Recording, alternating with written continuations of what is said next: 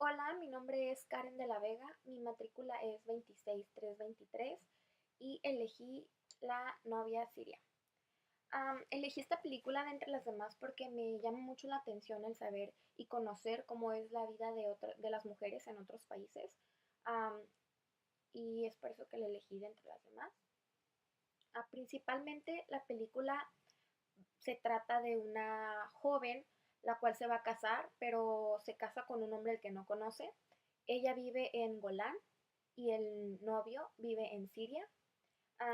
Él conoce a la muchacha por medio de una foto, entonces ahí es como se hace, por así decir, el tratado para la boda. Entonces la historia se basa prácticamente en cómo va transcurriendo el día de la boda. Hay demasiados conflictos. Uno de los principales es que hay como una tipo guerra, por así decir, en si Golán es parte de Siria o no. Y tanto el padre como el hermano no pueden acercarse a la frontera. El hermano debido a que creo que cambió de religión, si estoy segura, y el padre porque estuvo en la cárcel, entonces está como que tiene acciones como restringidas, entonces no puede. También algo muy curioso es que después de la boda la muchacha ya no va a poder ver a su familia porque pues al momento de cruzar la frontera de Golán pues ya no puede regresar. Entonces pues así transcurre la historia. El hermano viene porque no vive en Golán, después de 8 años viene.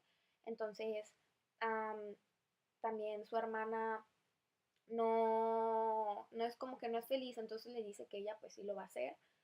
Y ya sigue el transcurso de la boda, hay como una pre-reunión en la casa de la novia y después todos se van a la frontera, pero pues es como muy restringido todo, como que tienen trámites para poder llegar a la frontera, entonces ya en la frontera muestran sus papeles y todos los trámites y ya pueden entrar y así, pero hubo un problema ahí porque am, para que la novia pueda cruzar, pues se tiene que sellar como de salida de Golán para allá, pues ya no regresa la joven.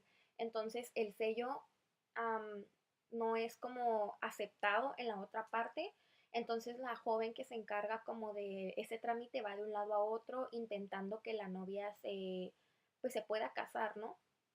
Pero pues esto es como que imposible porque le dicen que ese sello no es aceptado, entonces la joven regresa y el señor le dice que no es su problema, que pues ese es el sello que le dieron para que sellara el pasaporte, entonces se va de un lado a otro y cuando consigue que le quiten el pedazo que dice que es proveniente de Israel, pues vuelve al otro lado, pero el joven que estaba ahí ya no está. Entonces, pues la familia llevaba más de 2 horas esperando, el novio estaba esperando del otro lado de la frontera con toda su familia y pues esperando que la joven cruzara, ¿no? Entonces, pues no se puede y se cancela prácticamente la boda y la novia está en la frontera viendo como a la familia del novio y ya ella decide como que irse. Entonces se cruza sin la autorización y sin todo y ahí es donde termina prácticamente la historia y pues la familia se pone pues triste ya así porque ya nunca más la va a volver a ver y ella decide irse, ¿no? Es prácticamente de lo que trata la historia. Mm, pues las culturas que se hacen presentes en esta película son pues obviamente la cultura israelí y las culturas de allá, la cultura predominante de allá, que pues las mujeres no, primero que nada, la, nos hace ver cómo las mujeres ni siquiera conocen a sus esposos y ya se tienen que ir, además de que pues ya no van a poder ver nunca a su familia, que es algo que también es como muy diferente a lo que se conoce aquí en México. Y también pues todos esos conflictos, ¿no?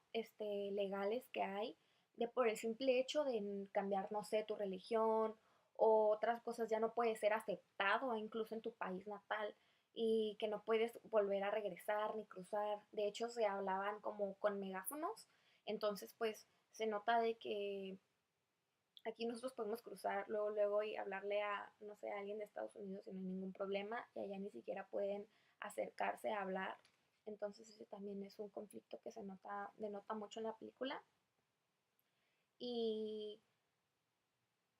Pues yo explicaría la diversidad cultural con esta película con el simple hecho de las creencias, es como lo principal, ¿no? Y más aparte el modo en el que se lleva a cabo esta ceremonia, porque aquí pues en México, por ejemplo, se conoce al novio primero, salen por un tiempo, después ya planean casarse, primero por lo regular es la boda al civil, luego después la de la iglesia o donde se vaya a festejar.